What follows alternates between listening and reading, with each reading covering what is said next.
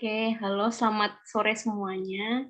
Terima kasih kepada teman-teman yang udah mau join webinar kali ini.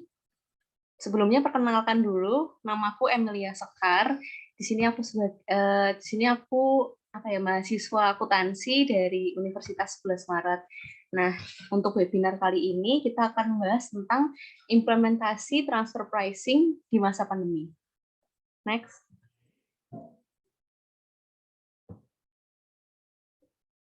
Nah, sebelum kita masuk ke topik kita hari ini, kita lebih baik mengenali dulu ya tentang transfer pricing itu apa. Jadi di sini aku mau jelasin, transfer pricing itu adalah suatu kebijakan yang diatur oleh perusahaan untuk menentukan harga transfer pada suatu transaksi, baik harga atas barang, jasa, harta tak berwujud, ataupun transaksi finansial yang dilakukan oleh perusahaan. Nah, transfer pricing ini juga bisa kita artikan sebagai besaran harga yang dibebankan suatu usaha individu pada perseroan multisatuan atas transaksi yang terjadi di antara kedua perusahaan ini tadi. Next. Lalu selanjutnya kita masuk ke tujuan dari penerapan transfer pricing. Nah, untuk tujuannya ini aku bagi jadi 7. Yang pertama itu ada pengoptimalan atas penghasilan global setelah dipotong pajak. Yang kedua ada evaluasi kinerja cabang perusahaan mancanegara. Yang ketiga ada mengupayakan keamanan posisi kompetitif. Nah, ini maksudnya apa? Jadi upaya keamanan ini bertujuan untuk memaksimalkan penghasilan global, mengamankan posisi kompetitif dari cabang perusahaan, kemudian mengevaluasi kinerja cabang perusahaan mancanegara, menghindari pengendalian devisa, mengurangi resiko moneter, mengatur arus kas cabang perusahaan, membina hubungan baik dengan administrasi setempat, mengurangi resiko pengambil alihan oleh pemerintah, dan juga mengurangi beban pengenaan pajak serta biaya masuk. Lalu untuk tujuan yang keempat itu ada mengurangi resiko keuangan, yang kelima mengatur arus kas pada cabang perusahaan, yang keenam mengurangi resiko pengambil alihan pemerintah seperti sama kayak yang nomor 3 tadi ya. Kemudian yang terakhir itu ada mengurangi beban tanggungan pajak dan biaya masuk. Next. Nah, di sini ada dua jenis dari transfer pricing ya. Yang pertama itu ada intercompany transfer pricing dan intracompany transfer pricing. Nah, yang intercompany transfer pricing itu apa sih? Nah, jadi intercompany transfer pricing itu transaksi yang terjadi antara dua perusahaan yang mempunyai hubungan istimewa. Kemudian yang intracompany transfer pricing itu merupakan transaksi yang terjadi antar divisi dalam suatu perusahaan. Transfer pricing ini dapat dilakukan pada perusahaan dalam suatu negara atau dengan negara yang berbeda, mancanegara gitu. Terus, next. Selanjutnya kita akan membahas tentang aspek apa saja sih yang ada di transfer pricing. Jadi untuk aspek di transfer pricing itu ada 3. Yang pertama itu ada harta berwujud. Nah, harta berwujud ini merujuk pada semua aset fisik bisnis yang dapat meliputi dari persediaan. Nah, persediaannya itu bisa berupa bahan mentah, barang setengah jadi, dan barang jadi, serta barang dagangan lainnya. Kemudian ada mesin dan peralatan, ada inventaris, ada tanah dan bangunan, ada barang modal dan bidang keperluan usaha lainnya. Terus aspek yang kedua itu harta tidak berwujud. Kalau harta tidak berwujud ini dari aspek transfer pricing dibedakan antara manufacturing intangibles yang timbul karena kegiatan fabrikasi atau upaya penelitian dan pengembangan oleh produsen, sama marketing intangibles yang berasal dari upaya pemasaran, distribusi, dan jasa purna jual. Kemudian untuk aspek yang terakhir itu ada penyerahan jasa. Nah, dari aspek harga transfer, penyerahan jasa kepada pihak yang punya hubungan istimewa dapat berkisar dari yang sederhana, seperti jasa rutin akuntansi dan legal, jasa teknis antar perusahaan, serta hingga pengiriman karyawan. Lalu mengapa sih harus diterapkan transfer pricing ini di Indonesia? Sebenarnya ada motivasi tersendiri kenapa transfer pricing ini ada di Indonesia. Karena adanya beberapa motif yang diketahui pemerintah tentang manipulasi harga. Jadi perusahaan diwajibkan oleh Direktorat Jenderal Pajak untuk melakukan transaksi afiliasi di dalam dan luar negeri. Hal ini dilakukan untuk menyusun dan menyerahkan dokumen penetapan harga transfer sesuai dengan kebijakan pelaporan yang ditetapkan. Nah, untuk motivasinya itu bakalan aku bagi jadi 5. Jadi itu ada pengurangan objek pajak, ada penurunan pengaruh depresiasi, ada pelonggaran pengaruh pembatasan memberikan luar negeri. Yang keempat ada menguatkan tuntutan kenaikan harga atau proteksi terhadap saingan impor, dan yang terakhir ada memperkecil akibat pembatasan dan ketidakpastian atas resiko kegiatan usaha perusahaan luar negeri. Nah, itu tadi penjelasan sedikit sih tentang transfer pricing. Mungkin biar teman-teman semua lebih paham, aku bisa kasih contoh kasus tentang cara kerja dari transfer pricing. Jadi, kita misalkan aja ada sebuah perusahaan namanya PT Abadi Jaya Esa yang berkedudukan di negara Malaysia. Nah, perusahaan ini memiliki anak perusahaan di Indonesia yang bernama PT Abadi Jaya Makmur. Untuk memproduksi mainan yang dijual di Indonesia, PT Abadi Jaya Makmur ini harus mengimpor bahan baku dari PT Abadi Jaya Esa yang ada di Malaysia. Nah, jika harga wajar bahan baku tersebut misalnya kita misalnya 10 US dollar per buah. Nah, dalam transaksi PT Abadi Jaya Esa dan PT Abadi Jaya Makmur ini, harga bahan baku yang sama dijual dengan 30 US dollar per buah. Maka harga ini di markup terjadi karena prinsip harga pasar wajar atau arm's length principle. Jadi mengapa sih perusahaan itu menerapkan prinsip ini? Itu karena untuk menghindari pemungutan pajak di Indonesia dari keuntungan yang didapat oleh PT Abadi Jaya Makmur. Maka dikenakan biaya bahan baku setinggi-tingginya sehingga revenue yang tercatat kecil. Makanya nggak jarang perusahaan itu juga tercatat rugi dari menghindari pengenaan pajak ini. Kemudian perusahaan itu lebih memilih keuntungan dialirkan ke anak perusahaan karena dibandingkan dengan yang utama karena harus dipotong untuk membayar pajak tadi. Gitu, next. Nah, karena tadi kita udah paham ya tentang transfer pricing itu apa, sekarang kita masuk ke topik intinya untuk implementasi transfer pricing di masa pandemi. Ya, seperti yang kita tahu, wabah coronavirus ini kan menyebar cepat ya ke seluruh dunia sejak pertama kali ditemukan di Wuhan, China. Nah, pandemi virus ini mematikan tidak hanya mengancam kesehatan dan mengisolasi sebagian besar penduduk Indonesia, tetapi juga memaksa terhentinya aktivitas ekonomi hampir di semua negara. Virus ini kan merupakan bencana non alam juga. Ini juga merupakan salah satu yang menggagalkan pemulihan ekonomi global dari efek perang dagang yang dampaknya semakin diperparah oleh jatuhnya harga minyak akibat konflik produsen emas hitam. Meski virus ini tergolong bisa kita bilang kan tidak kasat mata ya, tapi ini tuh cukup menciptakan krisis multidimensi yang dampaknya tuh nyata terhadap aktivitas perdagangan dan manufaktur yang menurun tajam, serta jutaan pekerja yang terpaksa dirumahkan. Itu hasil pengangguran melonjak di berbagai kawasan dan ancaman resesi ekonomi terburuk sejak adanya pandemi ini. Jadi dalam praktiknya di Indonesia sendiri untuk transfer pricing ini, kita ada undang-undang juga, sesuai dengan amanat Undang-Undang Pajak Penghasilan atau PPH, otoritas pajak berwenang untuk melakukan koreksi transfer pricing terhadap transaksi afiliasi, wajib pajak terutama transaksi yang tidak sesuai dengan prinsip-prinsip kewajaran dan kelaziman usaha. Koreksi dilakukan dengan mempertimbangkan harga atau laba yang diperoleh oleh pihak-pihak independen. Secara teknis, koreksi akan menggunakan angka median rentang interkuartil pembanding independen. Lalu dari ini tadi semua tuh apa sih korelasinya dengan krisis ekonomi global akibat pandemi COVID-19? Jadi kalau kita lihat lagi di tahun 2015 itu dari OECD melalui BEPS mendorong wajib pajak untuk menyusun dokumentasi transfer pricing menggunakan pendekatan ex ante. Nah, pendekatan ex ante itu apa? Jadi pendekatan ini itu di mana analisis dilakukan sebelum atau pada saat transaksi afiliasi dilakukan.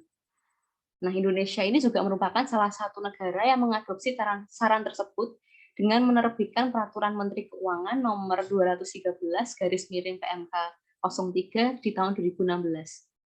Bagi wajib pajak yang melakukan analisis transfer pricing dengan menggunakan metode perbandingan harga, harus mencermati pergerakan harga pasar komoditas, terlebih di tengah pandemi COVID-19 ini.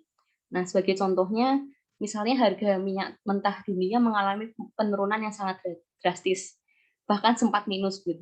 Nah, dalam kasus tersebut itu, wajib pajak perlu menyajikan analisis yang akurat berdasarkan 5 faktor kesebandingan agar analisis transfer pricing dapat menghasilkan kesimpulan yang tepat.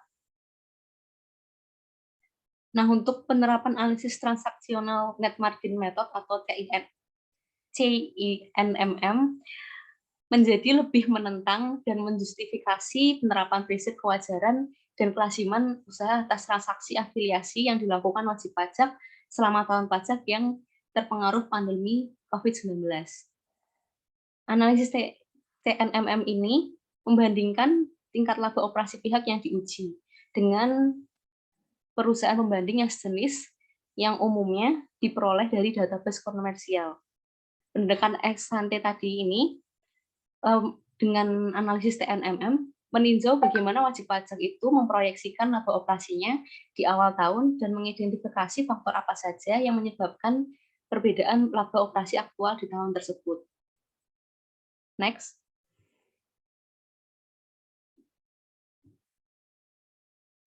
Nah, secara teknis, analisis benchmark dalam penerapan TNMM ini dilakukan sebelum tahun pajak dimulai, atau bisa kita sebut juga pada awal tahun pajak. Nah, pada periode tersebut, tidak semua perusahaan itu dalam database telah memperbarui informasi keuangannya dengan laporan keuangan atas tahun pajak yang baru saja berakhir. Dalam praktiknya, alternatif analisis dilakukan dengan menggunakan informasi keuangan perusahaan pembanding 2 tahun sebelum analisis dilakukan. Nah, apabila dicermati, wabah COVID-19 ini tuh udah sangat mengganggu rantai pasokan global gitu. Kondisi ini berdampak serius terhadap penurunan operasional bisnis serta keseluruhan yang ada gilirannya untuk tercermin dari penurunan pendapatan dan profitabilitas perusahaan secara signifikan. Dalam situasi ini berkaitan dengan penetapan harga transfer, perusahaan yang merugi sangat berpotensi terekspos. Oleh karena itu, perusahaan dengan keuntungan rendah atau bahkan merugi itu perlu melakukan analisis transfer pricing secara komprehensif, menggunakan indikator ekonomi yang tepat agar menyajikan hipotetikal laba operasi jika tidak ada wabah COVID-19. Nah, tantangan analisis transfer pricing berikutnya itu ada setelah pandemi berakhir. Jadi nggak cuma waktu pandemi ini aja, tapi nanti setelah pandemi ini berakhir pun tetap ada tantangan dari transfer pricing ini, terutama bagi wajib pajak yang menerapkan TNMM. Kemungkinan besar akan muncul kendala dalam mencari data pembanding yang valid untuk bisa melakukan analisis transfer pricing secara tepat.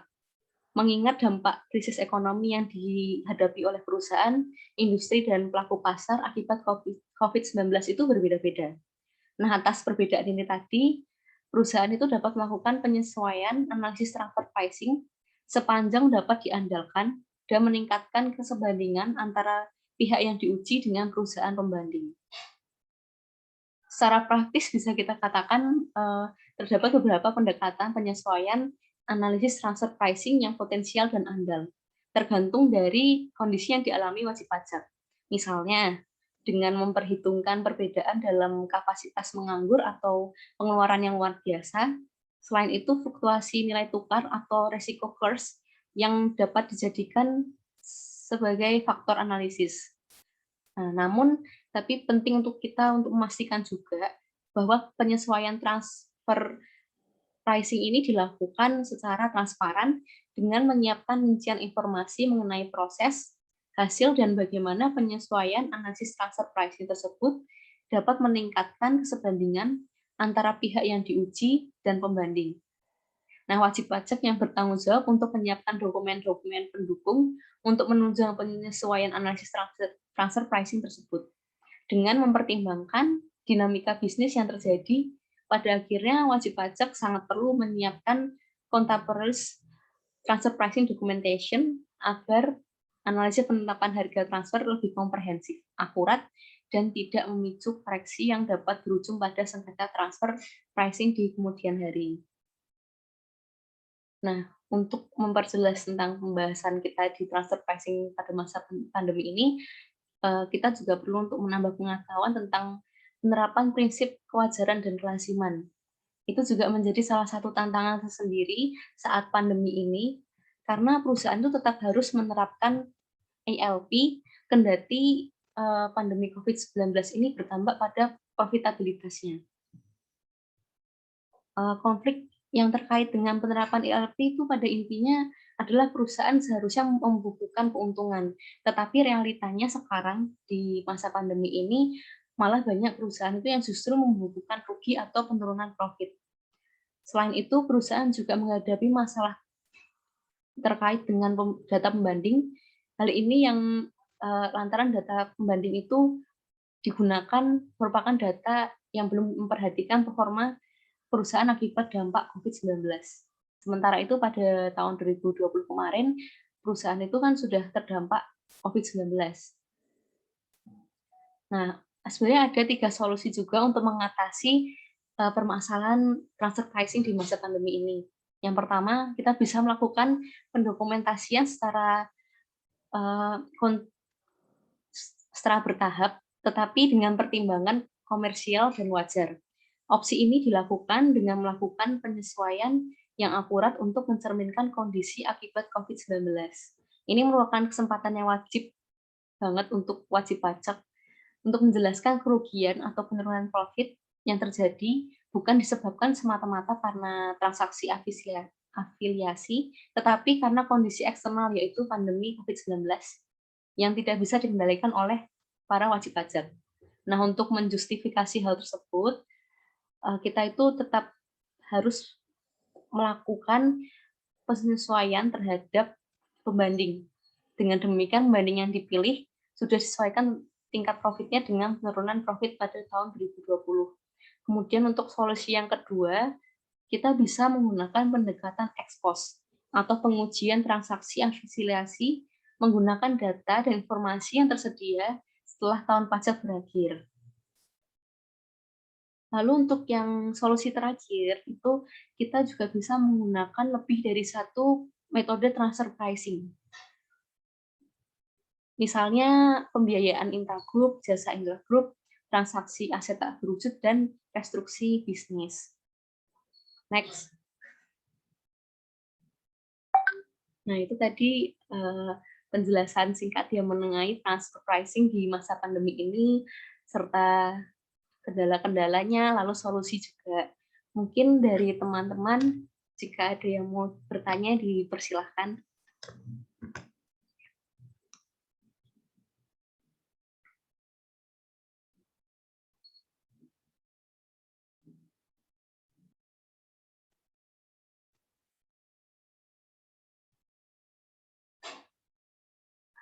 Ya, ini dari Elvira Damayanti. Jika ingin bertanya, dipersilahkan. Ya, terima kasih atas kesempatannya. Saya ada pertanyaan. Kan ini mengingat kasus sengketa transfer pricing sepanjang tahun 2014 sampai tahun 2020 yang meliputi sengketa PPh pasal 26, nah sengketa PPh badan dan sengketa PPN. Nah, ini mengapa sengketa itu bisa terjadi dan apa solusi yang dapat kita lakukan untuk menghindari terjadinya sengketa tersebut? Terima kasih. Oke, terima kasih dari Saudara Elvira Damayanti atas pertanyaannya. Jadi di sini sebelumnya mau jelasin juga, jadi seiring transaksi dari lintas batas negara itu, kan transfer pricing ini tadi kan transfer antar negara itu ya. Nah, dalam konteks perpajakan itu sendiri semakin menjadi, terutama untuk mencegah terjadinya sengketa perpajakan tadi itu, resesi ekonomi yang akibat pandemi COVID-19 ini turut menekan laba para pelaku usaha di berbagai negara. Nah, kondisi ini juga itu menimbulkan kerugian perusahaan hingga kebangkrutan, sehingga berdampak pada semua aspek transfer pricing. Misalnya soal penetapan kebijakan harga, implementasi pemantauan, hingga dokumentasi dan perjanjian dengan otoritas pajak. Nah, isu sengketa transfer pricing ini kenapa sering muncul itu sebabnya itu karena saat ini kan semakin sulit mencari pembanding harga wajar untuk komoditas atau barang dan jasa yang ditransaksikan. Jadi tidak selalu harga referensi itu tersedia. Nah, ini yang menimbulkan sengketa transfer pricing tadi. Dalam perkembangan ekonomi dunia sendiri, ekonomi dunia mengarah ke konglomerasi sehingga ketika banyak perusahaan mengglobal yang semakin besar, mencari referensi harga semakin sulit karena transaksi itu terjadi antara saudara atau anak perusahaan di mancanegara. Nah, untuk meminimalisir sengketa itu perlu adanya sinergi pemangku kepentingan dalam perpajakan internasional. Bagi wajib pajak yang mengalami sengketa itu, selain upaya hukum domestik, apabila koreksi transfer pricing berdampak pada afiliasi di luar negeri, wajib pajak juga secara paralel bisa menempuh jalur penyelesaian internasional. Lalu untuk yang pertanyaan selanjutnya tadi itu tentang solusi ya. Jadi solusinya apa sih biar nggak terjadi sengketa transfer pricing lagi? Nah, seperti yang kita tahu di kondisi ekonomi yang sulit seperti sekarang ini, untuk mencegah timbulnya sengketa pajak internasional pada transfer pricing itu sebenarnya ada namanya Advanced Pricing Agreement atau APA yang dapat menjadi solusi bagi wajib pajak untuk mendukung keberlangsungan usaha atau bisnis yang lebih stabil. Melalui mekanisme APA, wajib pajak akan mendapatkan kepastian atas kewajiban perpajakannya. APA sebagai mekanisme pencegahan sengketa transfer pricing sangat bermanfaat bagi wajib pajak dalam situasi pandemi. Juga sebagai mekanisme yang dapat memberikan hasil positif penyelesaian sengketa dan solusi bagi kedua belah pihak antara wajib pajak dengan otoritas pajak. Nah, bagi wajib pajak ini, APA memberikan kepastian perlakuan perpajakan atas transaksi afiliasi dan juga menghasilkan kepastian usaha bagi wajib pajak. Serta mereka bisa memitigasi resiko terjadinya sengketa transfer pricing, lower compliance cost karena pengajuan APA tidak dipungut biaya. Terus dia juga hemat waktu dan wajib pajak ini terhindar dari sengketa perpajakan yang berkepanjangan. Nah, bagi otoritas pajak, APA memberikan kepastian perlakuan perpajakan atas transaksi afiliasi, memitigasi resiko terjadinya sengketa transfer pricing, dia juga mendorong terciptanya kooperatif compliance, dan yang terakhir, alokasi sumber daya yang lebih baik. Begitu mungkin ada tanggapan dari Elvira. Iya, sudah cukup penjelasannya dari Mbak Emil, sangat membantu. Terima kasih. Ya, mungkin karena mengingat waktu kita yang singkat, mungkin bisa kita akhiri sampai sini dulu untuk pembahasan kita tentang transfer pricing di masa pandemi. Untuk kurangnya, saya mohon maaf. Terima kasih dan selamat sore.